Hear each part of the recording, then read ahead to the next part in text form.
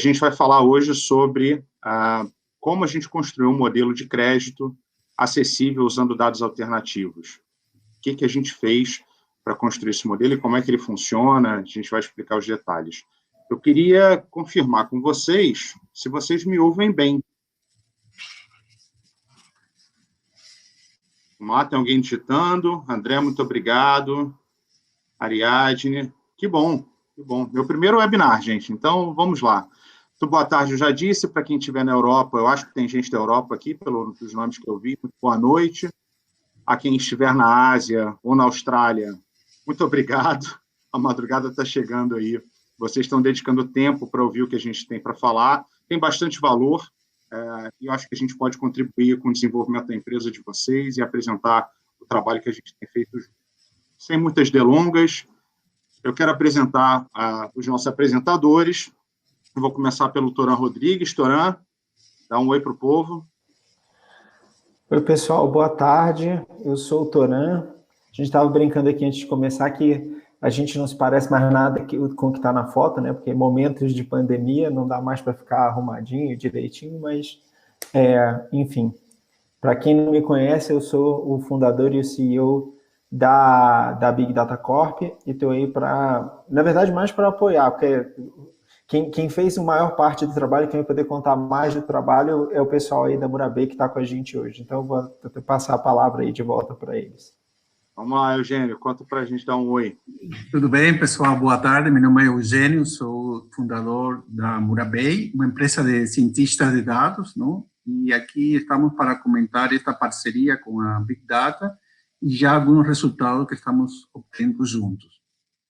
Muito bom. Então, vamos trazer agora o André, que de fato é o pai da criança, assim, quem botou a mão na massa e juntou tudo isso para construir esse indicador. Vamos lá, André, dá um oi para o povo. Olá, pessoal. Meu nome é André. Eu sou cientista de dados, fui responsável por desenvolver um modelo de crédito, um score de crédito utilizando as informações da Big Data. E acho que a gente vai ter um bom webinar aí pela frente, né? Explicar um pouco como funcionou essa construção.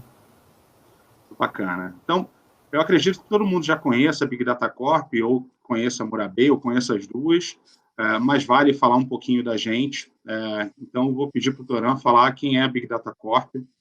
Um resumo bem resumão mesmo, Toran. O resumo de 30 segundos do que a gente faz, né? Então, a gente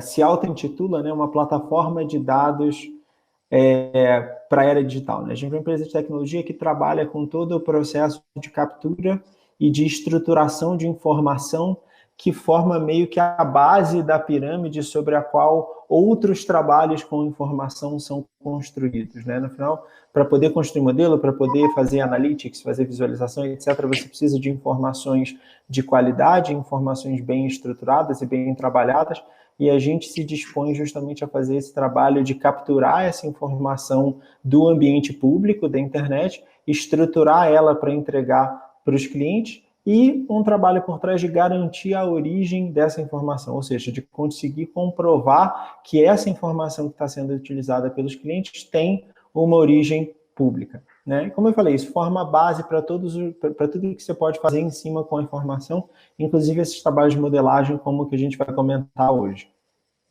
Bacana. Vou passar a palavra, então, para o Eugênio. Eugênio, conta um pouco da Murabay.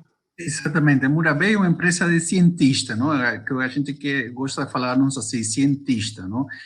Temos um DNA bem forte da área científica pelos sócios que vêm da área acadêmica, não? Os próprios colaboradores que têm título de mestrado, doutorado. E mesclamos a estatística avançada, que ela também, digamos, está evolucionando fortemente, com os métodos mais modernos de machine learning e inteligência artificial. Nessa mescla que a gente mais atua, não? Os clientes procurando ter ganho preditivo, não? Mas também interpretativo, não? Então, esse é o forte que eu acredito que a gente trabalha, não? Temos vários projetos com universidades também, a universidade é nossa fonte, tanto de professores que nos guiam como orientadores, quanto de alunos de mestrado e doutorado que terminam entrando na nossa empresa, não? Então, em princípio, é isso. Muito bom.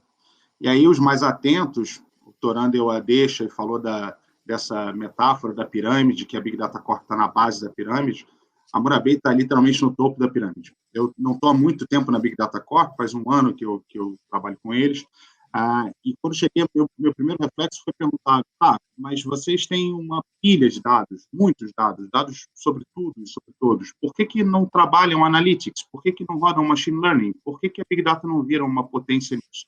A resposta do Toran foi muito direta, ele falou, tem gente que faz isso muito melhor do que a gente. Normalmente os nossos clientes, e você vai cuidar dos nossos parceiros.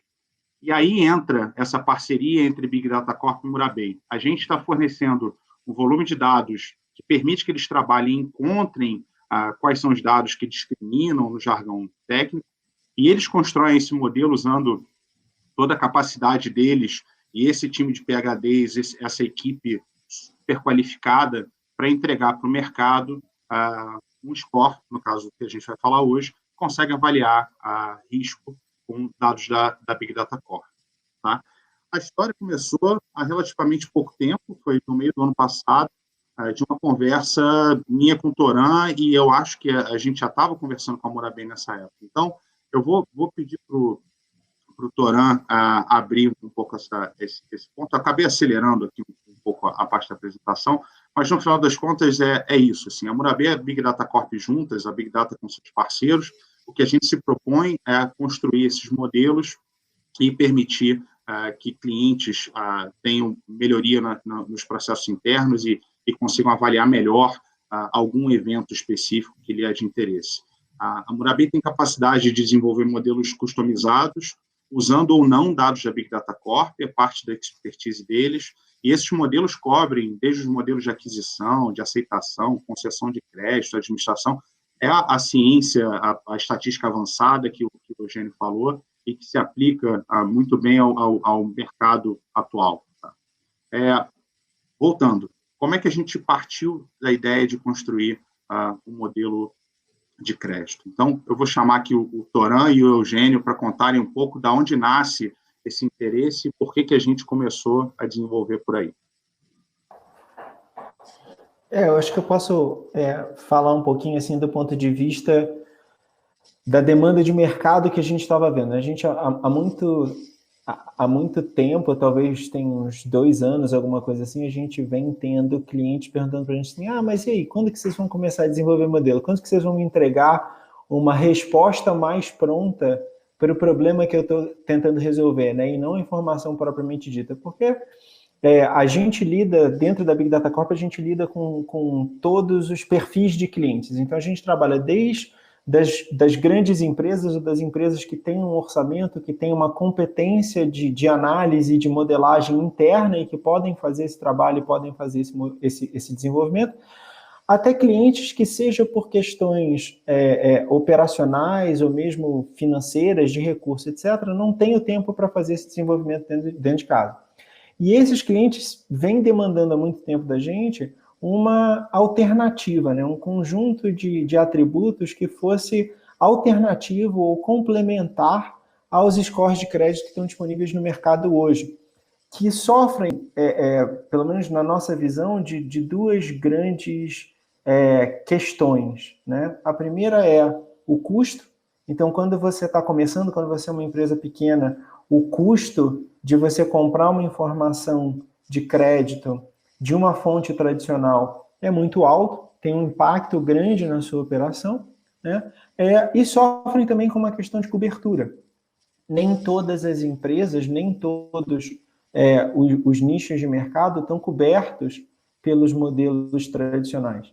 E aí a gente, há muito tempo, enxerga que existe uma oportunidade com a informação que a gente tem, que por se tratar de informação alternativa, tem uma cobertura mais ampla do que os dados que as fontes de dados tradicionais trabalham, tinha uma oportunidade de desenvolver alguma coisa desse tipo. Mas como o Felipe muito bem falou, né, tem gente que faz esse desenvolvimento, tem gente que é capaz de montar esses modelos e desenvolver esses modelos e manter esses modelos muito melhor do que o que a gente consegue fazer internamente. A gente tem um outro foco de negócios, que é a parte de captura e estruturação de informação, e eu acredito muito no conceito de fazer o que a gente é bom e fazer parcerias com pessoas que têm outras competências para poder entregar mais valor para o mercado. E foi aí que veio a ideia de juntar os dados que a gente tem com a competência analítica, a competência de desenvolvimento de modelagem de parceiros como o pessoal da Murabay. E aí eu vou deixar o Eugênio falar um pouquinho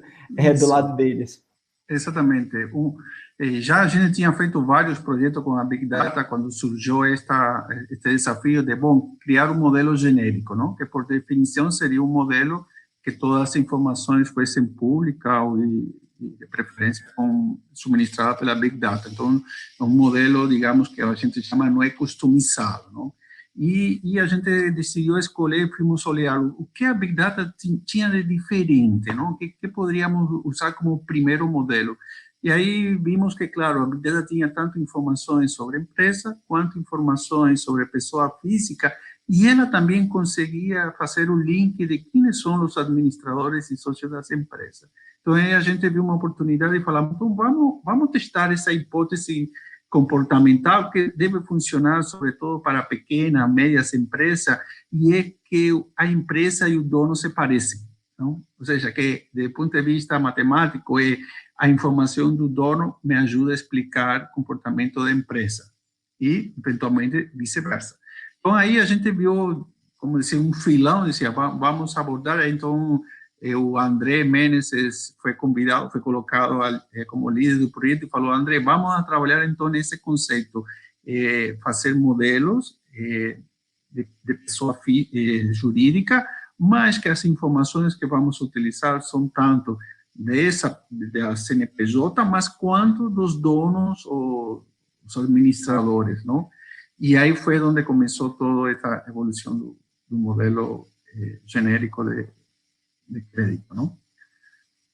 E quando o Eugênio contou isso a primeira vez para mim, minha cabeça fez assim, porque a beleza, de certa maneira, está na simplicidade. Se você parar para pensar num pequeno, médio negócio, é muito intuitivo imaginar que o negócio se comporta mais ou menos como o dono se comporta. Quando você faz a avaliação de uma empresa gigantesca, não, porque há uma despersonalização do negócio, ele é muito profissional. Mas pequenos e médios, em especial, carregam muito as características do proprietário. E era mais ou menos isso que o Eugênio e o André estavam se propondo a testar, né? E, vai, Dona, você quer falar alguma coisa? Não, e vale comentar que esses pequenos e médios que têm essa característica são a esmagadora maioria das empresas que existem por aí, né? Então, esse também é um ponto que eu acho que é importante, quando a gente fala assim, não, mas vale só para o pequeno e médio. A gigante maioria de todo mundo vai ser esses caras pequenos e médios. Então, se a gente conseguir abordar bem eles, se a gente conseguir tratar bem esses caras, a gente está muito bem para o mercado em geral. Excelente. Então, vou pedir para o Eugênio e o André assumirem aqui e explicarem como funciona na prática o modelo. Aqui tem as etapas de construção e o que está sendo construído. Acho que é uma parte importante para mostrar os detalhes e eu deixo com vocês. Perfeito. O André, você toca aí? Olha. Sim, pode ser. Já passou o slide, Felipe? Você pode passar, André. Sinta-se totalmente no controle.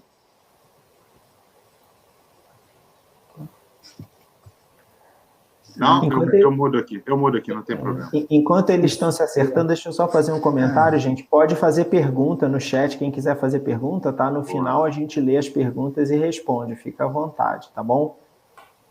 Perfeito. Então, como o pessoal já comentou brevemente, né, o nosso objetivo era construir um modelo para pessoa jurídica que mensurasse o risco de crédito que essas pessoas vão ter, né?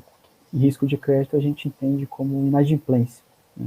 Como que vai ser a inadimplência daqui, no caso, no nosso escopo foi olhado daqui 6 meses.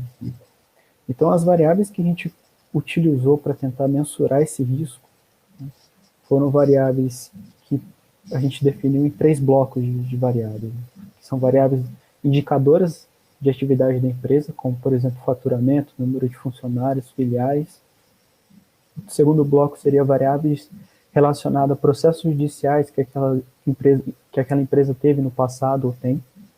Então, o total de processo judicial que ela teve, o valor da causa em média, estatísticas descritivas sobre o valor dessa causa, e também uma variável que a gente construiu baseada em tendências históricas desses processos judiciais. Né? São variáveis que medem se aquela empresa tem alguma tendência de diminuir, de pagar aqueles processos judiciais que ela teve ou tem, coisas desse tipo. E o terceiro bloco, que talvez seja o mais interessante e o que chama mais atenção desse score de risco de crédito, por ele ser genérico, é incluir informações do sócio. Então, a gente traz informações socioeconômicas como, por exemplo, renda, classe social e escolaridade, também o número de sócios que aquela empresa tem, e também processos judiciais relacionados ao sócio. Então, de forma geral, são esses 3 blocos de variáveis que contemplam o nosso modelo de crédito. Nosso modelo de crédito, nosso score de risco de crédito, ele foi construído olhando uma visão de 6 meses. E para definir o que seria um cliente bom ou um cliente mau, a gente buscou histórico de negativações, consultas e até mesmo de protestos em os birôs de crédito. Tem um ponto só para adicionar aqui que eu acho que é interessante, é que a Big Data Corp compartilhou com a Murabei uma massa muito maior de dados. Então, o volume de variáveis que foi avaliado para a construção do score foi muito maior do que isso. Teve um trabalho longo deles de encontrar os dados que, de fato, faziam diferença na construção do score. E esses foram os que passaram na peneira. E, do outro lado, a gente também conseguiu entregar essa variável resultado, que são essas informações dos birôs de crédito. Eu não gosto de falar nome de concorrente em apresentação minha, então não vou falar o nome de ninguém, mas são conhecidos e que ajudaram a gente a calibrar o score e chegar nos resultados que a gente está chegando. Eu acho que é legal comentar um pouquinho, André, se você puder, sobre o ferramental que vocês usaram para fazer as análises de atributo, essa coisa toda.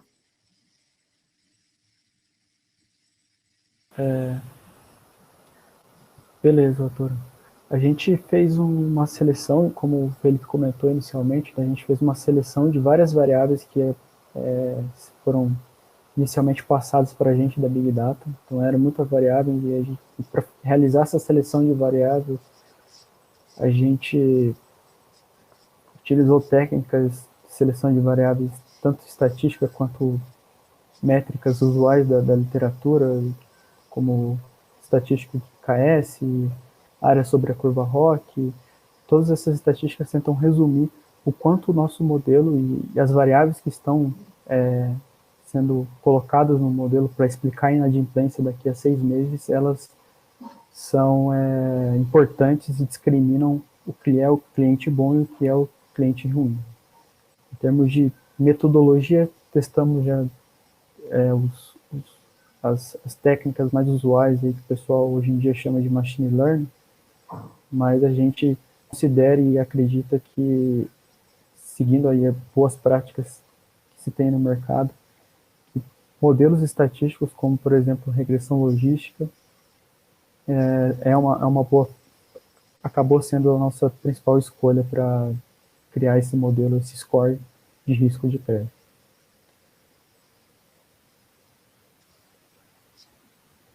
Bacana. E aí, posso pular para o slide seguinte, André? Pode. Show. E aí, no final, a gente tem a entrega do score. Conta um pouco para a gente como funciona. Sim. Bom, esse score, ele é composto, ele foi alinhado para variar entre 0 e 1000, seguindo uma assimetria que existe na literatura, que é que esse score ele tem que ter uma distribuição, ele tem que estar distribuído ao longo desses 0 a 1000 valores de forma simétrica.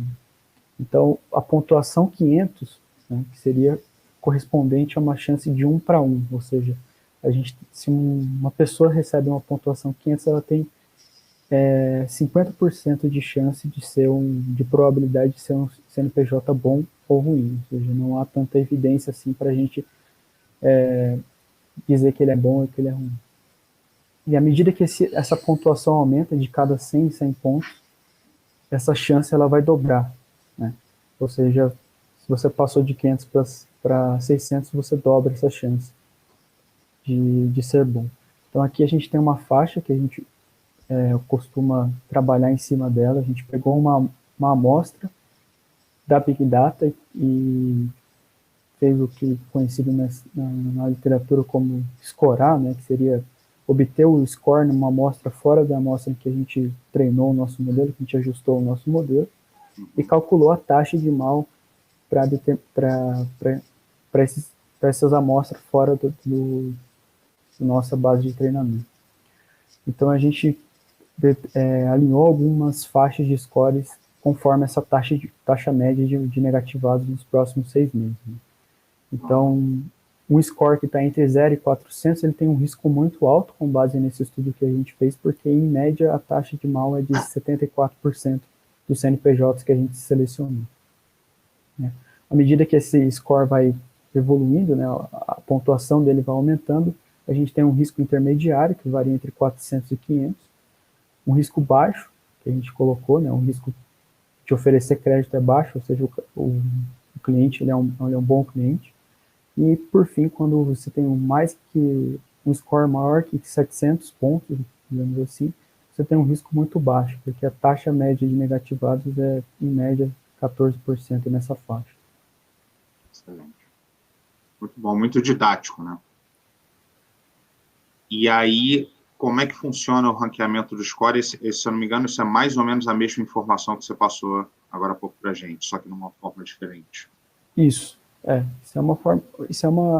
um gráfico que existe na literatura que, além de avaliar as métricas, né, para validar se o seu score é bom ou mal, que é usar o AUKS, AUC, que é o que eu coloquei ali em cima, entre outras várias métricas, é também importante a gente visualizar se o nosso score está ranqueando. Ou seja, à medida que esse score aumenta, será que ele está atribuindo, será que a proporção de clientes maus ou a taxa de mal, ela vai diminuir à medida que esse score aumenta, e a taxa de bom, né, a proporção de clientes bons, ele vai aumentar. Então essa é uma característica muito particular e importante que se deve avaliar em um modelo de risco de crédito, porque ele vai te mostrar se, por exemplo, houve algumas quebras, né? Por exemplo, à medida que o seu score aumentou, a taxa de mal ela aumentou também. Então, quer dizer que seu modelo não está bom. No nosso caso, como a gente observa, ela tem um comportamento linear decrescente na taxa de mal e um linear crescente na taxa de bom, né? Que seria os pontos em azul, o traçado em azul, a taxa de bom, e a taxa de mal seria o traçado em vermelho. Esse gráfico foi construído com base numa amostra fora da amostra que a literatura chama de amostra de treinamento, né, onde a gente ajustou e estimou nossos parâmetros do nosso modelo. Então isso é importante levar em consideração porque pode haver o que se conhece na literatura como overfit. Né? Se a gente constrói esse gráfico em cima da amostra que a gente treinou o nosso modelo, que a gente ajustou, estimou os parâmetros, vai ter um viés no resultado, né? Uma vez que você já conhece o que está acontecendo naquela amostra. Então, para o pessoal que não... Desculpa cortar. Vocês, na prática, então, trabalharam com 2 amostras, né? Quer dizer, você tinha uma amostra para fazer o treinamento do modelo e uma outra amostra de validação, que foi a amostra que foi usada para validar que aquele score realmente ficou legal, né? Que é a amostra que vocês usaram para fazer as contas dos percentuais do slide anterior e para traçar as curvas desse gráfico aí que vocês desenharam, né? Exato. E calcular as métricas, né? Que é, beleza. Basicamente, exatamente que é um procedimento padrão, né? Sim. É um procedimento padrão exato. E a gente tem que levar em consideração um ponto que é a questão temporal. Né? A gente trabalhou com um determinado tempo para calcular aquela inadimplência, né? Uma determinada tempo de referência, e depois 2, 3 meses, alguns meses depois a gente avaliou se aquele score, se esse score que a gente calculou, ele está coerente, ou seja, se ele está estável ao longo do tempo, porque isso é um outro ponto importante. Será que a gente precisa reestimar de novo esse modelo? Então a gente tentou simular, na verdade, o que seria o mundo real, que é A gente treina num determinado período de tempo e avalia num período de tempo fora do período de tempo que a gente ajustou esse modelo. Então, isso dá um peso a mais para quando a gente passa essas métricas e esses gráficos. Né? Quer dizer que além de estar performando bem, né? Se eu observar um KS de 0,23 na literatura, pode parecer baixo, mas existem modelos piores que esse valor. E então, além de estar performando razoavelmente bem, a gente tem aí uma estabilidade ao longo do tempo. E aí, só complementando, que eu acho que é legal de comentar com relação a como que isso foi feito,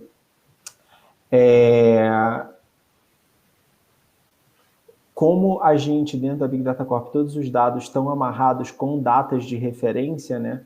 Você consegue não só fazer o backtest, que é olhar para trás, mas você consegue treinar um modelo com relação a uma safra, por exemplo, de uma referência de 1 ano para trás, e depois você olhar uma outra safra com uma data de referência de 6 meses. E você simular, dentro da visão histórica da informação que a gente tem, essa evolução temporal que você talvez observasse no mercado se você estivesse fazendo uma coisa agora e esperando os 6 meses. Na prática, como você consegue voltar no tempo com os atributos todos, você não precisa esperar os 6 meses para ver o que vai acontecer para validar o seu modelo, né? Você consegue pegar as safras nos diferentes pontos do tempo e deixar essa distância da forma como você quiser fazer, tá?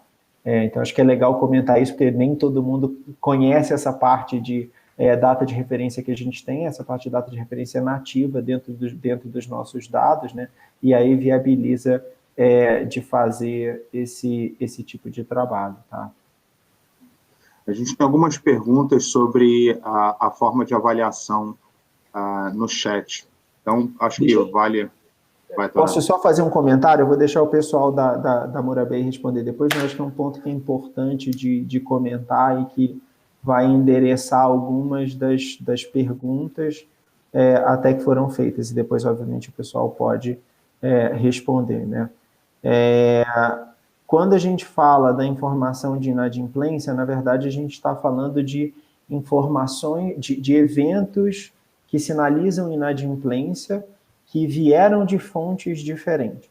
Então, a gente tem eventos de inadimplência que são autorreportados, a gente tem parceiros que coletam isso da empresa, apresentam um questionário para a empresa e perguntam para a empresa assim, você tem alguma negativação? E aí o cara fala que sim, e eles compartilham essa informação com a gente usa isso para treinar o modelo. Você tem eventos que estão em registro público, então você tem, por exemplo, uma ação de execução de dívida judicial, extrajudicial, você tem uma ação de despejo, você tem uma série de tipos de ações, tanto judiciais quanto administrativas, que são indicativas de eventos de inadimplência, e você tem informações de protesto. Então, por exemplo, o cara pode estar protestado no cartório, que de novo é uma informação que é pública, que você pode consultar e que está disponível dentro dos nossos datasets. Então, embora a informação auto-reportada que vem que teoricamente você encontraria nos birôs de crédito tradicionais, faça parte da variável resposta que foi usada para o treinamento do modelo,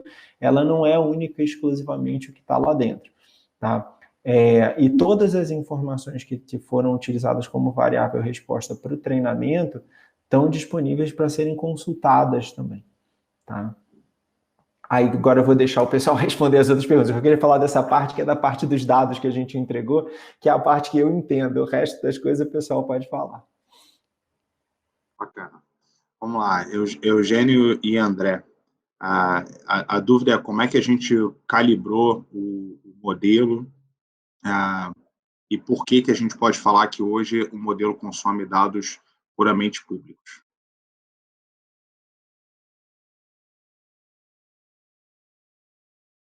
Vocês estão no mudo, gente. Bom, fala você, André. Sim. Calibrar seria... Não entendi esse termo, calibrar seria o quê? Não, Desculpa, eu sou leigo. Calibrar é a validação. Eu acho que é um pouquinho do que você explicou da questão da amostra, e falar um pouquinho dos tamanhos de amostra e essa distância temporal de uma para outra. Se você puder explicar um pouquinho esse processo de validação que foi feito e entrar um pouquinho mais de detalhe da amostra, eu acho que é legal. Tá. Eu não vou lembrar de cabeça aqui os números amostrais que a gente tinha para cada safra, né? Mas o score ele foi calculado na época, acho que era em 2020, no estado, então a gente pegou amostras de 2019, acho que é no final de 19, início de 2020, acho que chegou até março de 2020 as amostras, né? Esses tempos.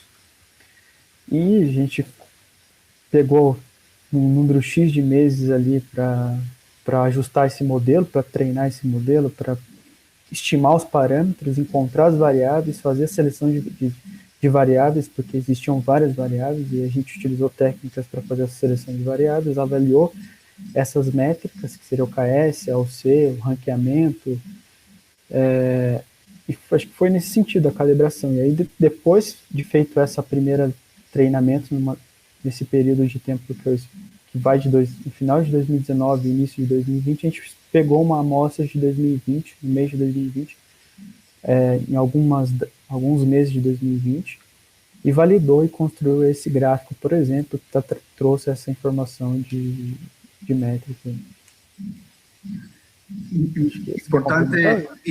Importante colocar que existe todo um processo, porque esse tipo de modelo, sobretudo no entorno econômico que estamos vivendo, não precisa estar sendo recalibrado, atualizando, não, os parâmetros para que ele seja assertivo, não? Então esse pipeline analítico, não, foi construído junto com a Big Data, não? Então aqui uma pergunta que fala, não, que o CPF entra, as características do CPF entra como uma variável dentro do modelo, não? O modelo é CNPJ, o que estamos prevendo é a inadimplência do CNPJ, não é a inadimplência da pessoa física. Só que variáveis da pessoa física entram dentro do modelo, e o que se demonstrou, não temos os dados aqui, que melhorou a assertividade, ou seja, a gente tinha feito uma versão do modelo sem as pessoas físicas como variável de entrada, e o modelo tinha uma assertividade. Com a inclusão dos dados do sócio, melhoramos a assertividade, com que, de certa maneira, se confirmava essa hipótese inicial que o dado do sócio ajudaria na previsão do comportamento da empresa, não? Então, isso foi o que a gente estava procurando, não? Vocês estão queimando os meus ganchos, porque esse é o gancho para a gente pular para a próxima etapa, que é para falar das evoluções. Mas ainda tem algumas perguntas aqui que são importantes. O Juliano Graff está dizendo que ele já usou o modelo com milhares de clientes e que tem uma reclamação que, às vezes, o score Murabê indica uma pontuação alta, ou seja, acima de 800, e outros birôs apresentam dados restritivos. A dúvida e a gente reconhece que, às vezes, existem amostras que são diferentes, mas por que nem sempre o score da Murabê bate com o score que é conhecido e que está no mercado? Por que isso é tão diferente? Vamos lá. Eu vou deixar depois o pessoal fazer o comentário técnico, eu vou fazer o comentário leigo, né? Eu acho que tem duas coisas. Primeiro, como eu expliquei, os eventos de inadimplência que a gente está olhando e que a gente usou como variáveis de resposta para a construção do score não são necessariamente os mesmos que os birôs convencionais olham. Então, a variável resposta que está sendo usada numa situação e outra é um pouquinho diferente, né? Então, esse é um ponto. Um outro ponto o score não está olhando para o fato do cara já ter uma pendência, ele está olhando para o fato dele ter uma nova pendência, um novo apontamento, uma nova inadimplência nos próximos X meses, né? Então, você pode ter um score alto porque, em tese, tem o jeitão de ser uma empresa boa e uma empresa saudável, mas se você olhar para trás, eventualmente pode ter tido alguma pendência financeira, que é a mesma coisa de uma pessoa física. Sem a gente... e aí, de novo, eu estou falando como leigo, mas sem a gente olhar nos casos individuais, talvez seja difícil a gente responder exatamente por que isso está acontecendo. Pode ser alguma característica das próprias pendências, pode ser alguma característica das empresas e assim por diante. Mas aí eu vou deixar o Eugênio e o André entrarem mais no detalhe técnico das coisas. Não, exato. Talvez o que vamos fazer é revisar essa pessoa que colocou esse ponto para a gente entender bem de que se trata, porque o que acontece no mercado, existem muitos scores, cada um com metodologia diferente, não? Então, às vezes é difícil comparar um score X com outro score Y. É claro que uno espera que tudo esteja em certa harmonia, não? Mas não necessariamente isso tem que acontecer, não? Mas o que eu, sim, depois se pudéssemos ter o contato da pessoa que fez esse teste para ver qual foi a versão que ele foi usado no nosso modelo, ou entender com que ele comparou para ver, inclusive, estamos abertos, não? Melhorar no nosso modelo.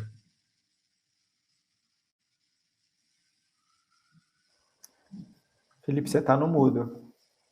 Desculpa, eu anotei o nome do Juliano e depois a gente entra em contato com ele para entender se a gente consegue evoluir e ajudar de alguma maneira. Tem mais uma pergunta. Isso, aqui tem dos modelos de grandes empresas. A gente fez teste, não? Inclusive, André pode comentar um pouco mais a quebra que ele fez.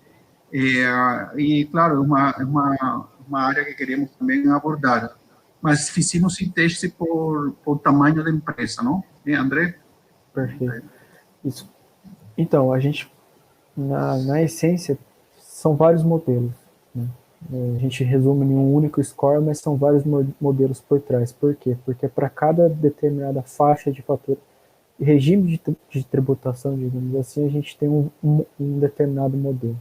A gente tem uma determinada conjunto de variáveis que entram para explicar esse risco de inadimplência. Então, a gente tem um viés mais forte com pequenas empresas, porque o nosso conjunto de dados tinha um volume maior de pequenas empresas, mas a gente tem modelos, a gente fez um score não tão bom assim para grandes empresas também, né? Que seria esse score, ele é segmentado em várias faixas de faturamento que é da empresa, né? Que coincide com os regimes de tributação. Claro. Desculpa, só fazer um comentário também, que é o seguinte, acho que é legal quem está perguntando sobre a parte, ou quem for testar essa questão das grandes empresas, né, de conversar com a gente, porque uma coisa que acontece muito com as grandes empresas e com multinacionais, com sociedade anônima, essa coisa toda, é que normalmente você tem um grupo empresarial com vários CNPJs diferentes. E cada um desses CNPJs pode ter características diferentes, e isso pode impactar a forma como o modelo está calculando o score, né? Então, imagina que você está pegando, por exemplo, uma empresa que ela é só uma holding, ela não tem mais nada. E você passa o CNPJ da holding ao invés de passar do CNPJ de uma das empresas que está embaixo. De um ponto de vista, por exemplo, de atributos de atividade, né, que, como o André comentou lá no primeiro slide, compõe um bloco importante das variáveis que entram, até as informações que você vai conseguir pegar da Big Data para uma empresa que, de repente, é só uma holding, é só uma empresa de participações e não tem mais nada, esses atributos vão estar distorcidos. Porque, na prática, a gente está olhando no nível do CNPJ. E no nível do CNPJ, se você for parar para pensar, uma empresa de participações, às vezes, não vai ter nenhum funcionário, ela não vai nem ter nenhum faturamento, porque quem tem faturamento são as empresas que estão para baixo, né?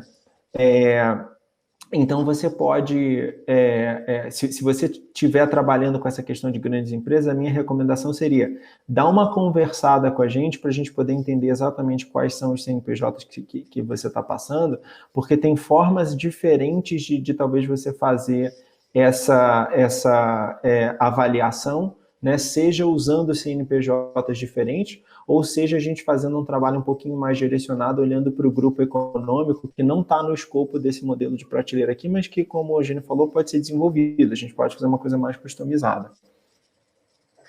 Exatamente, porque, inclusive, estas variáveis que comentávamos com a pessoa física do sócio, a gente viu que não, para grandes empresas, elas não estavam ajudando. Quer dizer que também se mostrava de certa maneira, a nossa hipótese, não? Que para grandes empresas já não importa tanto o sócio em si, não?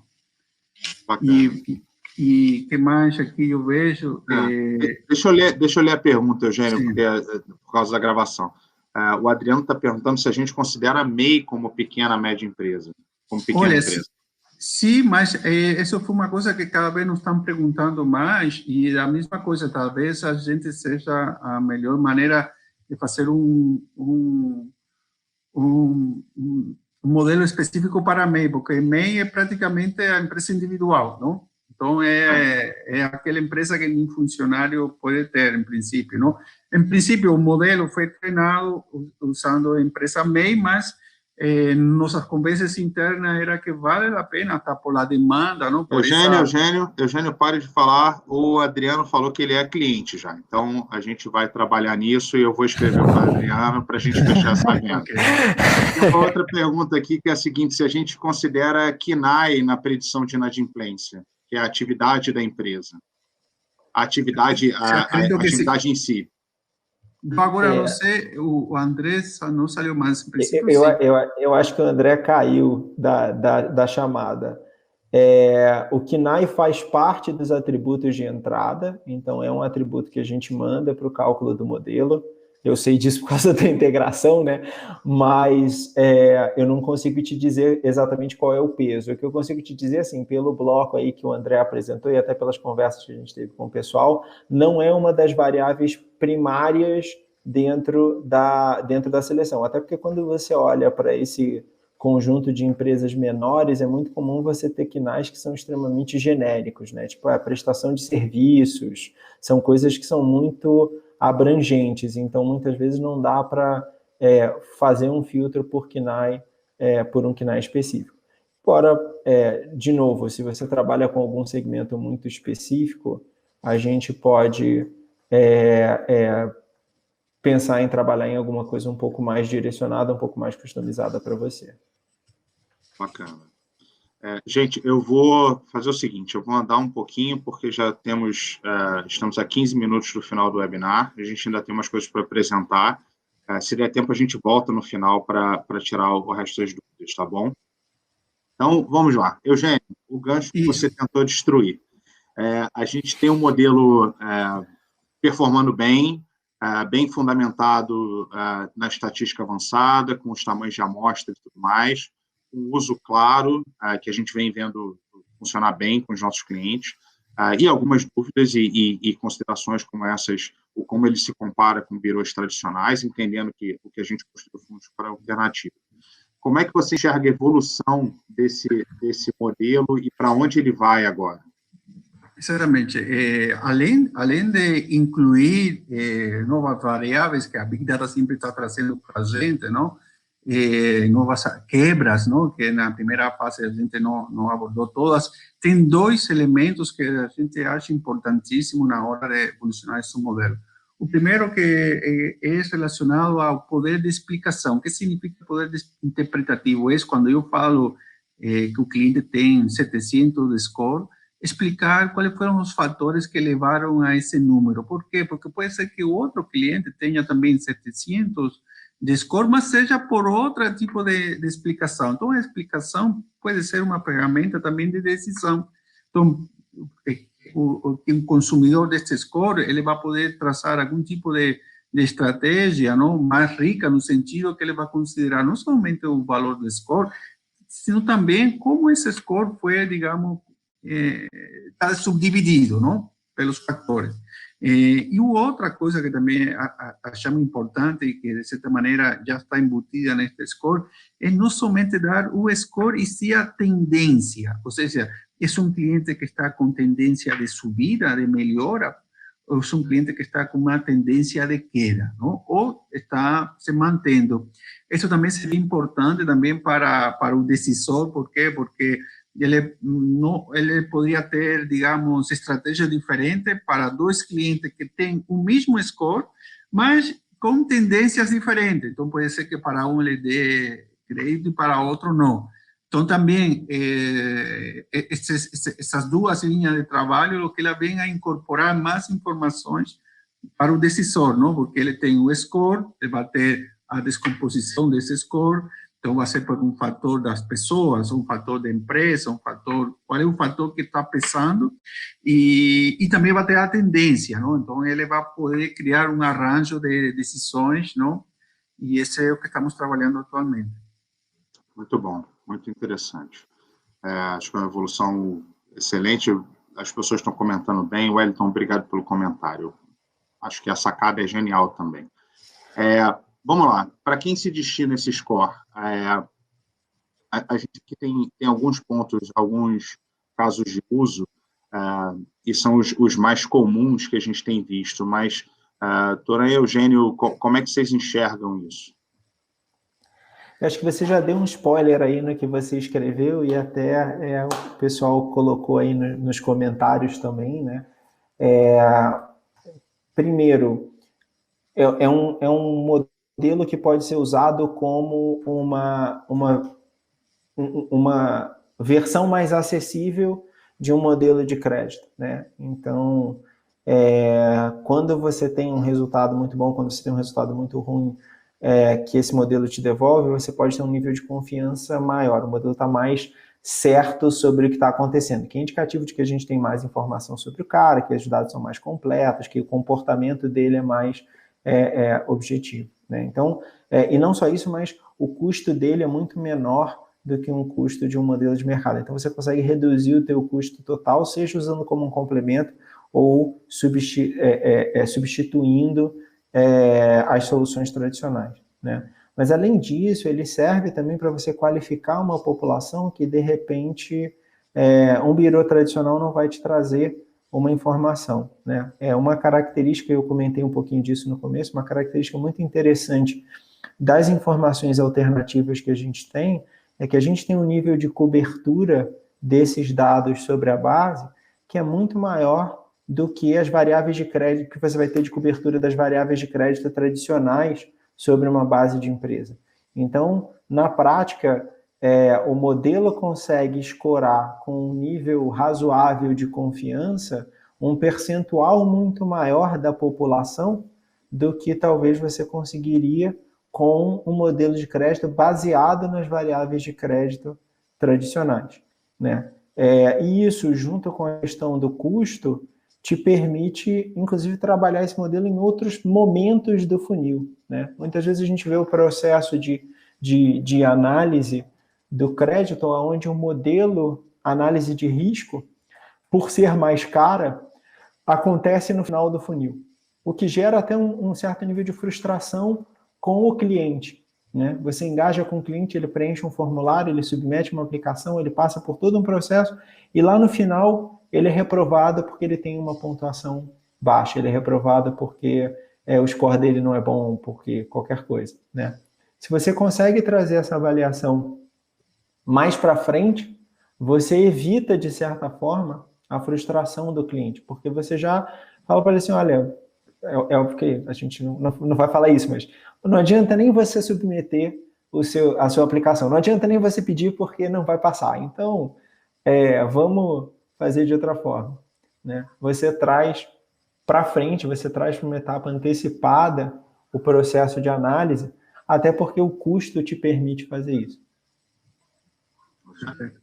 Y no, yo lo que quería colocar que más que este score, yo acho que lo que estamos llevando ao mercado es esa parceria, ¿no? Entre a Murabey e a Big Data, porque a gente já estava falando com o Felipe, a gente está fazendo uma POC de modelos de fraude de energia elétrica, por exemplo, não? Então, quando a gente começa a explorar o próprio dado do cliente, aí a gente tem muito mais valor para entregar para os nossos clientes. Este score que a gente fez, como colocou o Toran, eu vejo mais para a prospecção de cliente, quando eu tenho uma base grande de cliente e quero priorizar, ou para uma operação nova que não tem tanto histórico, então você tem que valer de um score genérico, mas já talvez para outras soluções, talvez o que seja mais interessante conversar para fazer algo customizado, usando as mesmas informações, mas também usando informações própria da operação do cliente. Vamos lá, o legal é esse, né? Esse é o modelo de prateleira. Ele é bom, ele funciona, mas ele foi otimizado para funcionar na população inteira, né? Então, é óbvio que vão ter nichos de mercado específico onde talvez ele não performe tão bem quanto um modelo que foi desenvolvido direcionado para aquele nicho. E como o Eugênio está falando, né, a gente consegue trabalhar junto com os clientes para desenvolver modelos customizados, se eles fizerem sentido, desenvolver os modelos customizados, também baseado nos dados alternativos, então eles também vão ser acessíveis, eles também vão ter um custo razoável, também vão ter um custo mais barato do que talvez um score de mercado, né? Um score convencional, para qualquer um que ache interessante um processo desse tipo. Tá? Excelente. Então, vamos lá. Como é que as pessoas consomem, como é que as empresas consomem o score Murabey de risco de crédito? Ele está disponível no nosso principal produto, chama-se Big Boost. Big Boost é uma grande API que serve não só o modelo de score da Murabey, como uma infinidade de dados que a gente tem disponíveis, sejam dados nossos, capturados e estruturados pela Big Data Corp, sejam consultas em tempo real, on demand, como a gente chama, de certidões e outros eventos que você precisa consumir na hora, sejam dados em modelos de parceiros, tá? Resumidamente, assim, é uma API que unifica o consumo desses dados, que permite consultas nas mais diversas formas, elas podem ser pontuais, em lotes, assíncronas e afins. Eu tenho certeza que tem muitos clientes nossos aqui. Ela é muito customizável, se adequa a praticamente todos os tipos de negócio e tem mais de 5 mil atributos que a gente serve via Big Boost. Toda a documentação do Big Boost está disponível online. Quem tiver curiosidade, interesse, pode usar o QR Code que está aí na tela, vai cair direto na documentação do Score Murabey de risco de crédito, com todos os detalhes, com custo, com tudo que vocês podem precisar. Tá? Se vocês quiserem entrar em contato com a gente, seja para tirar dúvidas ou para contratar os serviços da Big Data Corp ou da Murabey, o melhor caminho são os nossos sites. Lá tem os formulários de contato. Tem sempre gente preparada para atender vocês, bons clientes como são. E agora chegou a hora que eu gosto muito, o papo está muito bom, mas eu preciso vender meu peixe. Eu cuido da área de parcerias aqui na Big Data Corp. Hoje a gente trouxe a Murabey com o caso da construção desse score, que a gente enxerga muito valor e o mercado também está enxergando. Mas se você, olhando para a sua empresa, entende que você gera um volume considerável e relevante de dados e procura uma forma de monetização desses dados ou de modelos que a sua empresa tem capacidade de construir, entre em contato com a gente. A gente tem expertise na distribuição desses modelos e desses dados e tem interesse em conversar com vocês para conhecer o que a gente pode fazer de negócio junto. Uma das coisas, eu falei no começo que eu estou há relativamente pouco tempo na Big Data Corp, mas talvez a coisa que eu mais gosto do meu trabalho é a chance de gerar um ganha-ganha-ganha muito verdadeiro, assim, que é entregar valor para os clientes, desenvolver negócios com os parceiros, gerar receita incremental e gerar mais negócios para a Big Data Corp. O melhor caminho para fazer isso, via parcerias, é entrando em contato com a gente pelo site, tá bom? Eugênio e Toran, a gente está chegando na parte das perguntas e respostas. Vocês têm mais alguma consideração para fazer que vale a pena falar agora? Cara, vai lá, Eugênio. Fala você, não. Parceiro primeiro. Não, estava aqui olhando, tentando responder mais uma pergunta, mas Ele está se antecipando já nas perguntas. Então, deixa só, antes da gente entrar nas perguntas, então, deixa eu só fazer um comentário. A gente lançou o programa de parcerias porque, assim, a gente sempre enxergou o potencial de empresas como a Murabey e tantas outras que a gente conheceu nos diferentes ecossistemas que a gente está inserido. E eu sempre achei o trabalho muito legal e eu sempre fiquei procurando uma forma, de certa maneira, mais eficiente da gente trabalhar junto, né? Eu acho que fazer projetos individuais é sempre muito legal e a gente sempre vai ganhar junto, mas eu acho que a gente tem o potencial de fazer mais, a gente tem o potencial de construir juntos produtos que são mais escaláveis, processos que são mais escaláveis, e o programa de parcerias está aí para isso. A gente quer ajudar as outras empresas a ganharem em cima da expertise, em cima dos dados, essa coisa toda. Então, realmente, gente, quem tiver interesse, quem achar interessante, quem achar que tem dados, quem tiver dúvida se dá para fazer ou não dá para fazer e achar que faz sentido, entre em contato com a gente que a gente ajuda você a entender e mapear e ver o que está sentido. A gente aporta a nossa expertise nesse universo de dados para ajudar a entender o que dá para a gente fazer com as informações que você tem, com a expertise que você tem. Tá? Aí vamos lá, agora... Eugênio, vai, Eugênio. Não, eu acho assim, queria dar minha opinião sobre a parceria. A gente como modeladores, não, que somos nós, matemáticos, tínhamos muito dificuldade para criar modelos com dados enriquecidos, porque era muito confuso. Agora, com a Big Data, ficou uma coisa muito legal, muito aberta, não, do trabalho nosso. Eu brinco internamente que já ficou assim, do mesmo jeito que a gente trata o processamento em nuvem, que você compra processamento, a gente trata a Big Data, não? Só que com processamento de dados. Então, podemos incluir nos nossos modelos. E eu acho que uma coisa importante para os clientes finais, na hora de criar esses modelos, tanto genérico quanto customizado, nos permite, eu como modelador, ter liberdade para trabalhar com os dados da Big Data e selecionar aqueles que realmente são necessários para esse modelo. Então, não estamos comprando a mais, não estamos sobredimensionando os projetos, estamos colocando os dados que realmente, digamos, têm capacidade preditiva, capacidade explicativa. Então, criam os modelos realmente óptimos, não? Nesse sentido de custo-benefício. Então, é uma visão que tem tanto a gente como a Big Data de dar um modelo que seja, digamos, bom desde o ponto de vista preditivo e também desde o ponto de vista operacional. Muito bom. Bom, muito legal. Vamos abrir as perguntas. Pessoal a gente tem relativamente pouco tempo, ainda tem bastante gente na sala. Quem tiver perguntas para fazer, por favor, mandem no chat. Respondemos com prazer. Se não, tem uma pergunta que ficou para cima que eu queria responder. Eu não consigo ver os nomes das pessoas, mas tem uma pergunta que é do tamanho da amostra que foi usada para a construção do modelo. Acabou de ser repetida aqui embaixo. Foi o Bruno que mandou. Legal. Fala. Então, Bruno, a gente usou a amostra, eu não lembro do tamanho exato, mas foi assim de altas dezenas de milhares até perto de centenas de milhares de registros para a amostra de treinamento e alguma coisa perto de uma dezena de milhar, alguma coisa assim, talvez um pouquinho mais, para a amostra de validação. Tá? Então, a gente não está falando de nenhuma amostra monstruosa que foi usada. É uma amostra de um tamanho razoável, tá?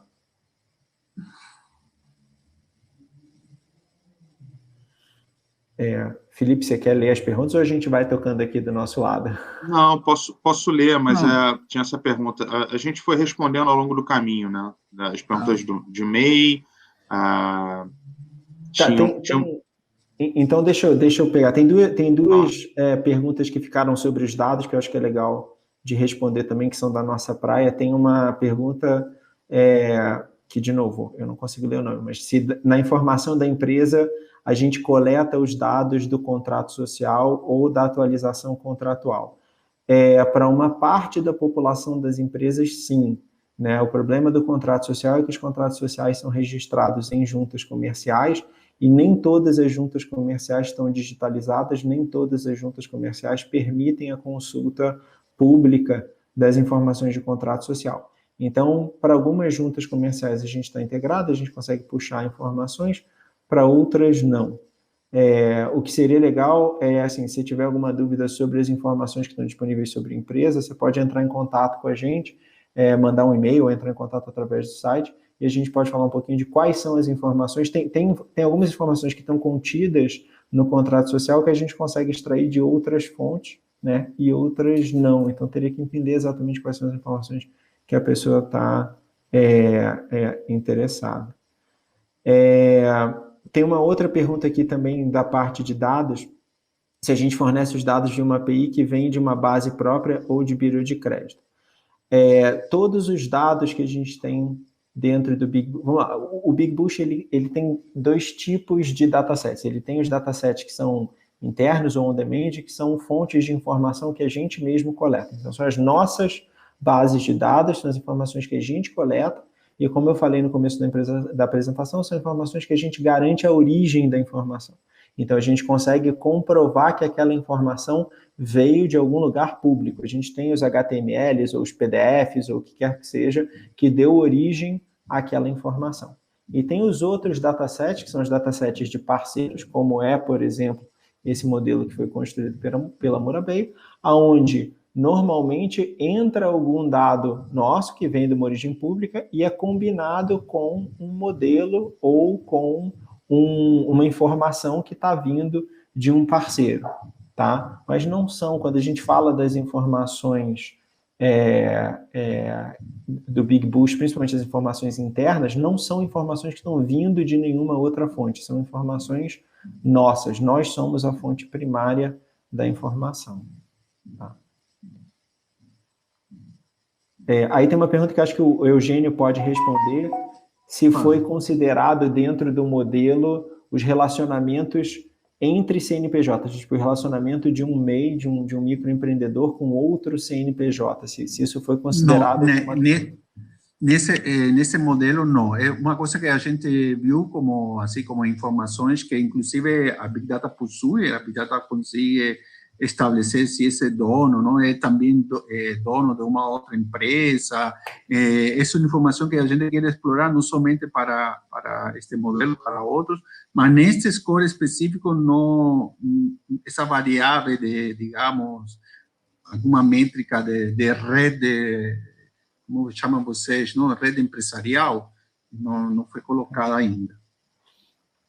Legal. A gente tem as informações, né, tanto de grupo econômico, que são os relacionamentos diretos, né? Então, esse cara é sócio de um outro CNPJ, quanto relacionamentos que são mais indiretos. Tipo, esse cara tem um relacionamento, tipo, a esposa dele é sócia de uma outra empresa, alguma coisa assim, né?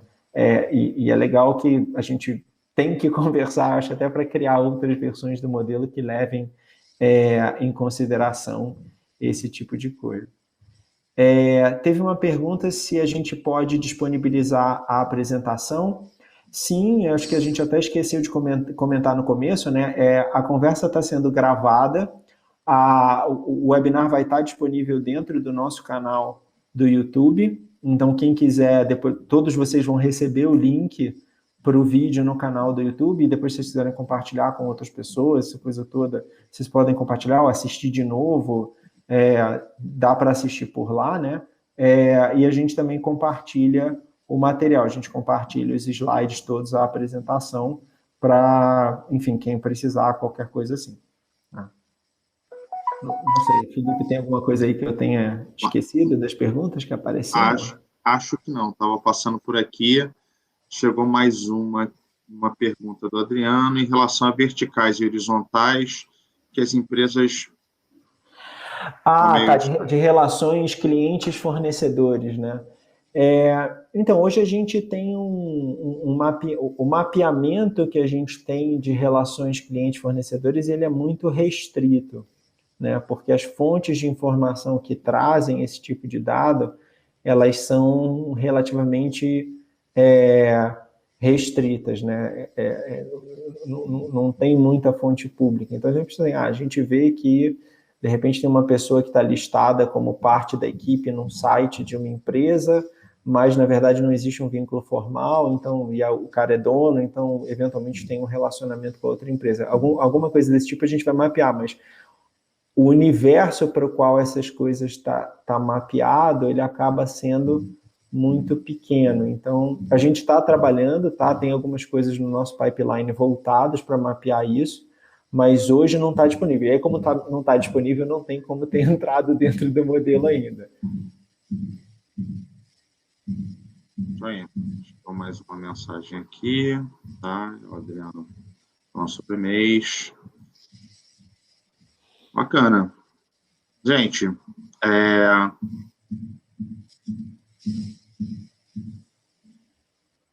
Seria super legal pegar pelos sacados ou por onde chegam as receitas. Infelizmente, nem todas essas informações são públicas, então... Às vezes não dá. Às vezes não dá. Legal, você tem uma ideia, depois a gente pode conversar sobre a ideia e ver como é que a gente pode fazer para viabilizar, tá? De novo, se você tem as informações dentro de casa, né, e você entende que você tem informações que seriam relevantes para esse processo de análise, como o Eugênio falou, o pessoal da Morabay pode desenvolver um modelo customizado para você, combinando as tuas informações internas com os dados que a gente consegue disponibilizar, tá? Gente, então, acho que vamos fechar o nosso webinar. Eu quero, de novo, agradecer a todos, uma audiência muito boa, participativa. Vocês estão dedicando 1 hora da sua terça-feira no Rio ensolarado, não sei como está no resto do mundo, a ouvir o que a gente tem para falar. Muito obrigado, em nome da Big Data Corp da Morabay. Espero falar com vocês em breve. Um abraço a todos, boa semana. Tchau, tchau.